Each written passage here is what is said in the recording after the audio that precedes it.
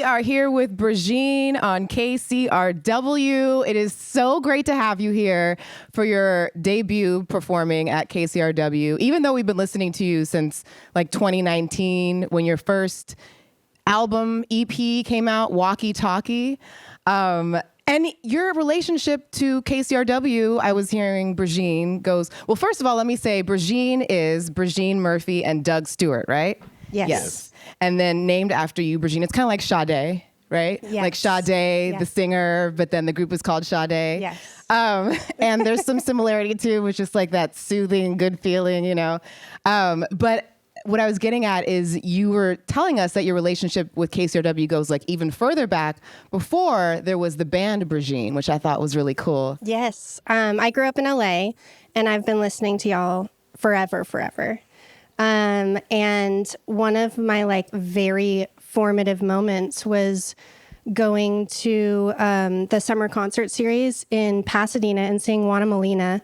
And I had never seen such a bad bleep performer radio before. And it like shook me.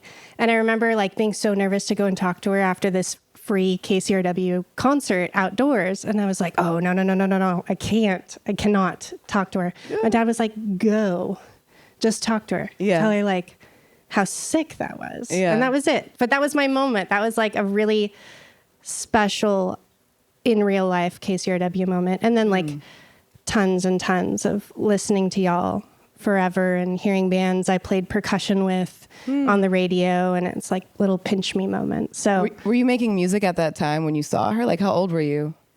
I was probably 17. So I was playing, but not in bands. Gotcha. Yeah. Oh, and you mentioned your dad as well, who is a musician too? Percussionist. Percussionist. Yeah. Oh, okay. So, and was that your first instrument that you started with? Yeah. Like percussion congas in particular? Yeah.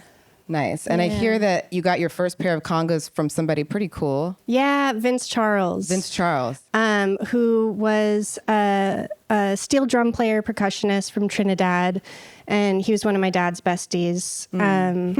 And when he passed away, he left me his congas. So I still... And he played for Neil Diamond for many years. I don't know if you mentioned that, right? Yeah. And Doug, what about you? What was your first instrument?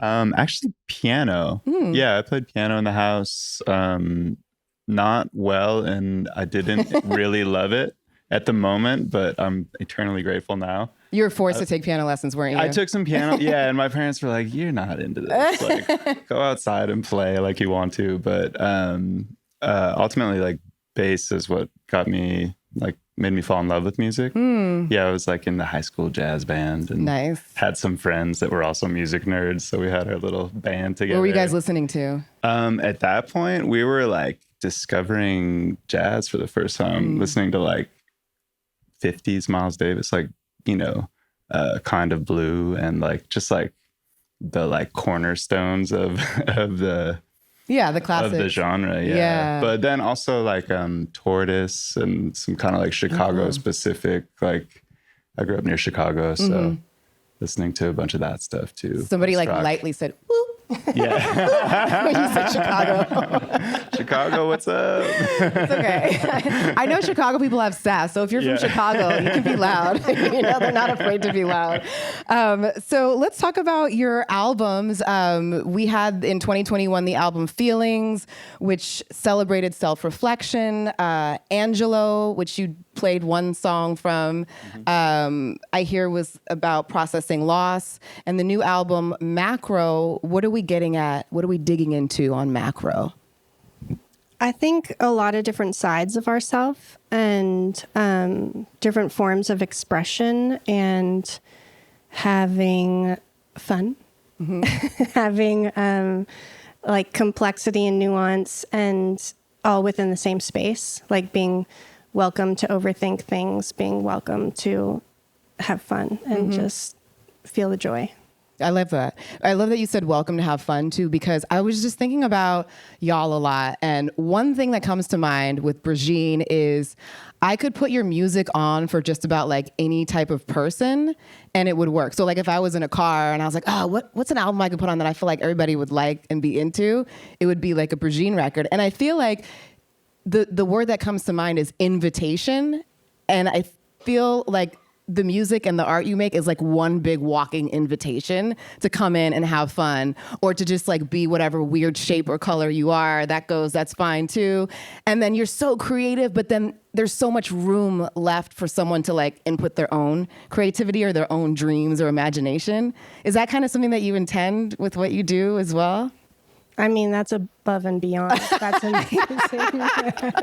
That's how I picture it. It's such a playland. I mean, between, the visuals that you make for your own projects as well as other people, it's just so vibrant and alluring, Yeah. Thank you so much. It's not a question so much as just like me gushing about how great I think you guys are. I also noticed as you've been releasing songs for the record, you've been acknowledging like a lot of friend instrumentalists throughout. And I'm curious if on this album you have more friends than ever collaborating with you. Yeah. For sure. Yeah, totally. We got to include a bunch of new and old friends since moving to Los Angeles. I think Feelings was mostly like, I guess we made it just before the pandemic, but Angelo was like purely a pandemic album, so we weren't really like out and about and collaborating with folks. And we started working on this after we landed here. Yeah. After your return home. And we had just met so many inspiring folks that we wanted to include. Some of them being Logan Hone on flute, who also plays with John Carroll Kirby. Steph Yu on violin, and Costa Galanopoulos on drums. Forgive me, Costa, if I messed up your last name. And then Ryan Richter on lap steel. Those almost the complete list. Yeah. It was so nice. It felt like little cherries on top of a sundae kind of situation. Yeah. And then especially nice when you set aside money to pay people, because you're like, will you be my friend? Yeah. Like, could you come over and record? And then you get them. It's amazing. Yes. And on that note too, I mean, you have a lot of friends joining you on the album. You've also collaborated with a lot of other people in their bands, from Toro Imoa to Luke Temple. And then I noticed with your live performance here and other stuff that I've seen, it's just the two of you, like creating this big sound, but sort of compact. Is that out of preference or necessity? You mentioned money, which I know a band costs money, but what would you say that? It kind of started out of necessity, but we've like learned to love the formation because it gives us like a certain freedom to kind of take like a electronic, like quasi DJ hybrid thing and kind of like just like make it a dance party and like maybe not have a roadmap, but like we're in sync, Mm-hmm. It's turned into something that we love, the format, and like the just being able to mix it up on the fly and like, I don't know. I mean, it'd be great to do that with the band too, but it is challenging. Yeah. But it will happen. It will happen. At some point. Right? It will happen. Absolutely. But you heard it here first. Let some of the instruments go, Doug. It's hard sometimes to let it go, right? That's it. He's so good, right? Yeah, I mean, you've got everything going on over here. You just recently are back to LA, as you've mentioned a couple of times, from the Bay Area. Do you find that there's anything unique to the space, the surroundings of Los Angeles that have made it into this record, that a lot of it that you've made here? Oh yeah, totally. I mean, it's kind of hard to put my finger on it, but like just being in a new space and we landed in Altadena. We're up near the mountains. And beautiful. Yeah, there's like a lot of the mountains there are incredible, right? Incredible. Yeah. I did not know that existed in Los Angeles. Like it kind of blows my mind still. Mm-hmm. But I think space is always influencing art, but totally. That's really vague, but yes. It is happening. Yeah. I'm thinking of you have a space in the mountains, which is kind of like a live work space. It's like where your studio is, right? And I was reading a couple of times the word insomnia came up in your bio, which, you can throw out lightly, but I mean, that sounds like a very frustrating thing. Insomnia is no fun, but it sounds like a lot of creativity through this album, at least in particular, has been channeled through the experience of insomnia. So what is your relationship to insomnia? Well, I'm sleeping better now. Okay, good. It's amazing. You needed to get all the music out. I think that's what it was. Right? All the ideas. Yeah. And the walks. But it's funny because I was thinking about what it's like to be in LA and make this record and be home again in this new space, and to also be sleep deprived throughout it. So there's like a lot of surreal connections within that. And, going on walks in Altadena is so pretty. Like, my parents come over and go for walks, and we pick out the houses we would or wouldn't live in, like the mansions you couldn't afford. And there was a bear on our street. A real bear? A real bear early in the morning because I wasn't sleeping. And I was like, I'm going to go for a walk. There was a bear just nomming on some trash, like an LA bear. So that's in the album. What does an LA bear look like? It has like a Dodgers hat on. Very big. Yeah, Dodgers cap. Way too big with the Dodgers hat. Yeah. So that's informed it. Yeah. The bear. Yeah. Definitely. Yeah. And the lack of sleep. I mentioned it a little earlier. You're such an incredible visual artist. The visual art that we see like on some of your band artwork and stuff is primarily created by you, right, Brijean? And it just speaks so much to the sound of the music. It's like a cool visual representation of that. And I was thinking about, how does it compare for you creating, like I've seen these murals that you've made and I'm like, that's so cool to make a whole entire mural.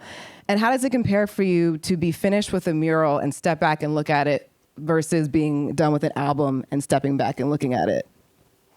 So similar. I've never thought about it like that. Yeah.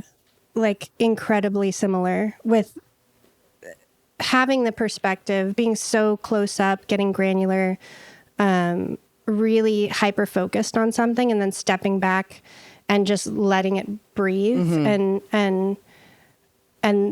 then maybe or maybe not nitpicking it like a little bit longer, and then just like letting it go. That's my process, clearly. Not everyone's, but very similar. Yeah. But I do want to say that on this album for Macro, it was visually directed and created by Fisk, and Brijean, who's an LA boy, lives in Portland now, but he was like, I can't believe you're going to be on KCRW.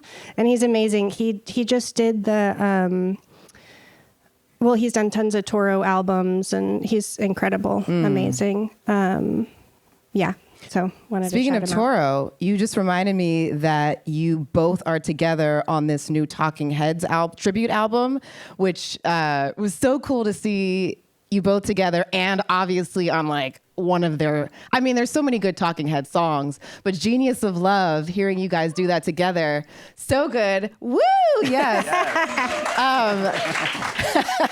How did that come about?